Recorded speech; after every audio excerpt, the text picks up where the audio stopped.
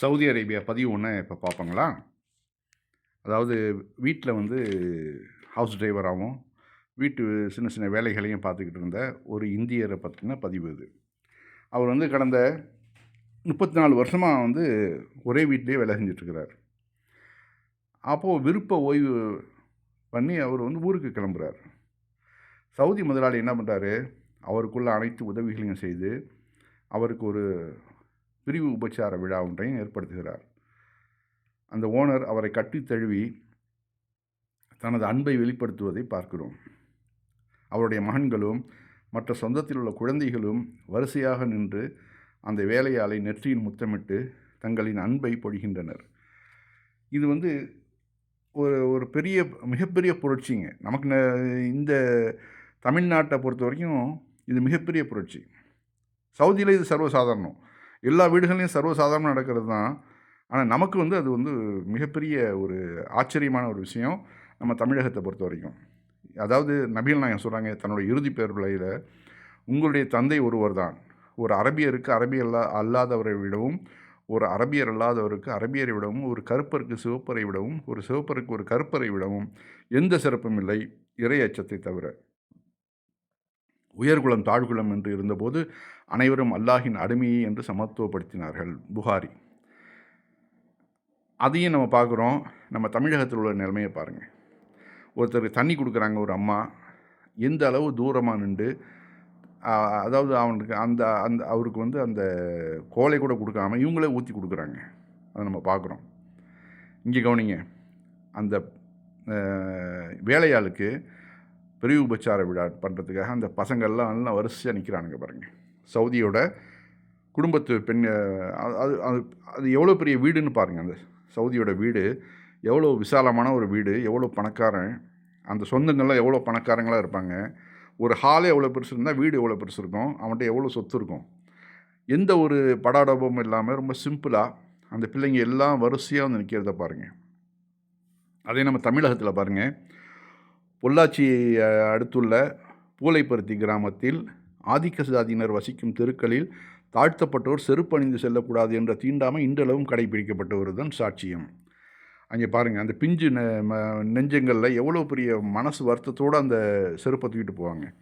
அதாவது ஆதிக்க ஜாதி வந்து என்னத்தை உயர்ந்துட்டாங்க, அந்த வழியாக அவங்க வந்து படிக்கிறதுக்கு பள்ளிக்கூடத்துக்கு போகிறது கூட அங்கே வந்து கல் மண்ணிலலாம் காலை வச்சுட்டு தான் போகணும். ஏன்னா அங்கே வந்துட்டு செருப்பு போட்டு போயிட்டாக்க நீங்கள் வந்து ஈக்குவலாக வந்துட்டீங்கன்னு அப்போ அந்த ஒரு சுச்சுவேஷன் அங்கே வந்துடுமா. அது வரக்கூடாதான். அவர்களுக்கு இவங்களுக்கு உள்ள அந்த இடைவெளி அப்படியே இருக்கணுமா. அப்படியே அந்த பிள்ளைங்களையும் பாருங்கள், இந்த பிள்ளைங்களையும் பாருங்கள். இந்த பிள்ளைங்க அங்கேருந்து வந்து ஒரு 34 வருஷம் நம்ம குடும்பத்தோட ஒரு பணியாளாக இருந்து வேலை செஞ்சுருக்காரு. குடும்பத்தோட ஒன்றோடு ஒன்றா இருந்திருக்காரு. அவருக்கு வந்து நம்ம வந்து மரியாதை செய்யணும். கடைசி ஊருக்கு போகிறாரு, அவருக்கு நம்ம வந்து கண்ணியப்படுத்தணும் அப்படிங்கிறதுக்காக அந்த பிள்ளைங்க எல்லாம் வரிசையாக நிற்கிறானுங்க பாருங்கள். எல்லாம் வந்து 15 வயசு, 12 வயசு, 13 வயசு. இந்த சின்ன வயசுலேருந்தே அவங்களுக்கு வந்து ட்ரைனிங் கொடுக்குறானுங்க. இப்படி தான் இருக்கணும், வேலையாள்கிட்ட இப்படி தான் நீ நடந்துக்கணும். இந்த பண்பு வந்து வர்றதுக்கு காரணம் வந்து, அதாவது ஒரு ஒரு ஹதீஸை பாருங்கள். ஒரு ஜனாசா எங்களை கடந்து சென்ற உடனே நபிகள் நாயகம் அவர்கள் எழுந்து நின்றார்கள். நாங்களும் எழுந்து நின்றோம். பின்பு நாங்கள் இறைத்தூதர் அவர்களை இது ஒரு யூதனின் ஜனாஜா என்றோம். அதற்கு நபி அவர்கள் ஜனாதாவை கண்டால் எழுந்து மரியாதை செய்யுங்கள் என்று கூறினார்கள். புகாரியில் வர ஹதீஸு.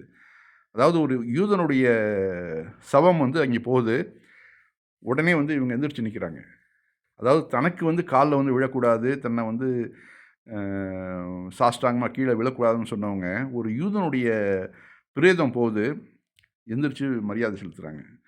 கேட்குறாங்க. அப்போ தான் சொல்கிறாங்க, அவன் ஒரு ஆதமுடைய மகன் தானே அப்படிங்கிறாங்க. இங்கே பாருங்கள், அந்த நண்பரை, இந்திய நண்பரை வந்து நெத்தியில் முத்தமிட்டு அந்த பிள்ளைங்க எல்லாம் வரிசையாக நிற்கிறானுங்க பாருங்கள்.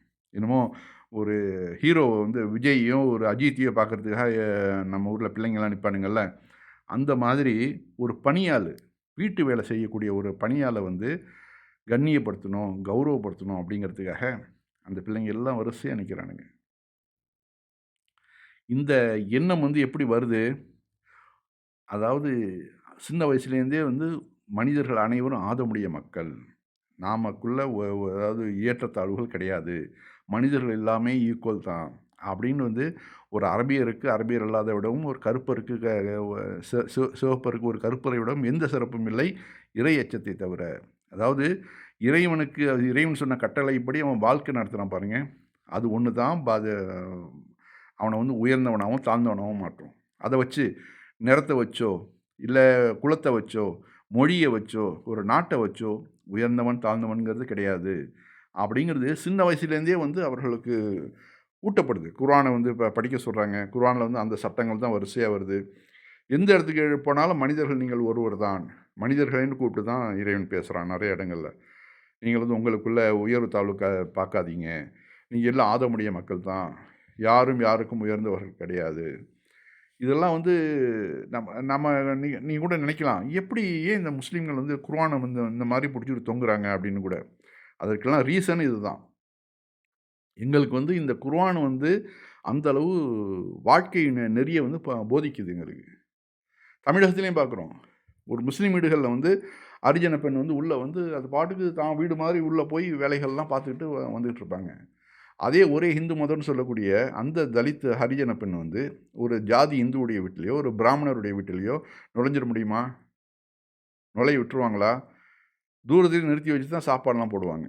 ஆனால் இங்கே வந்து முஸ்லீம் வீடுகளில் வந்து பாருங்கள், அதே ஹரிஜன பெண் வந்து முஸ்லீம் கிராமங்கள் தமிழகத்தில் இருக்கக்கூடிய முஸ்லீம் கிராமங்களில் போய் பாருங்கள். அதிகமாக ஹரிஜன பெண்கள் தான் வந்து வீட்டு வேலைகள்லாம் நிறைய செய்வாங்க, சமையல் வேலைகள்லாம் செய்வாங்க. அப்போ வந்து அந்த பெண்கள்லாம் வந்து தன்னுடைய வீடு மாதிரி உரிமையோடு உள்ளே வருவாங்க. வந்து எல்லா ஜாமானங்களையும் சட்டிங்களையும் எடுத்து அவங்க பாட்டுக்கு சமைக்கிறதும் க்ளீன் பண்ணுறதும் அந்த பிள்ளைங்களை வச்சு கொஞ்சுறதும் அதெல்லாம் நீங்கள் பார்க்குறதுக்கு கண்கொள்ளா காட்சியாக இருக்கும். அதாவது இவங்க வேறு மதம், அவங்க ஹிந்து மதம், இவங்க முஸ்லீம் இஸ்லாமிய மதம். ஆனாலும் பாருங்கள், அந்த ஆதமுடைய மக்கள் தமிழர்கள் அப்படிங்கிற அந்த கோட்பாட்டுக்குள்ளே வராங்க. அதே சமயத்தில் இங்கே தமிழர்கள்னு சொன்னாலும் தமிழர்களுடைய ஜாதிகளை பிரித்து வச்சு, நீ தலித்து, நீ வந்து கவுண்ட, நீ வந்து தேவர், நீ வந்து நாடார், நீ வந்து பிள்ளைமாரு, நீ வந்து பிராமின், நான் வந்து நெத்தியில் பிறந்தேன், நான் வந்து காலில் பிறந்தேன், இப்படி வந்து அந்த வேதங்களே வந்து ஸ்மிருதி இருக்குல்ல, அந்த வேதங்களே பிரித்து வைக்கிறதுனால தான் இந்த பிரச்சனைலாம் நடக்குது. அடுத்து அங்கே பாருங்கள், எவ்வளோ கோடீஸ்வரன் அந்த சுற்றியில் உட்காந்துருக்குறோம் அத்தனை பேரும், அவனோட சேர்ந்து அந்த வேலையாலும் உட்காந்துருக்குறாப்புல பாருங்கள்.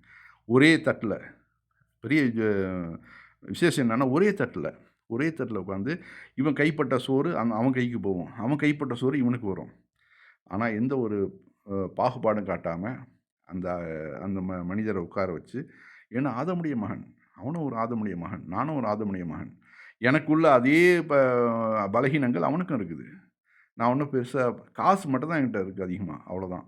மற்றபடி எல்லாமே ஒன்று தான் அப்படிங்கிறது அந்த நிகழ்வு வந்து நமக்கு பறைசாற்றுது. இந்த காணொளி வந்து மிக மிக முக்கியமாக நமக்கு எத்தனையோ பெரியார்கள், எத்தனையோ அம்பேத்கர்கள் வந்துட்டாங்க. இன்றைக்கி வரைக்கும் நம்ம நாட்டில் வந்து ஒழிக்க முடியுதா? ஜாதியை ஒழிக்க முடியுதா? இல்லை. அதுதான் நம்ம பார்க்கணும்.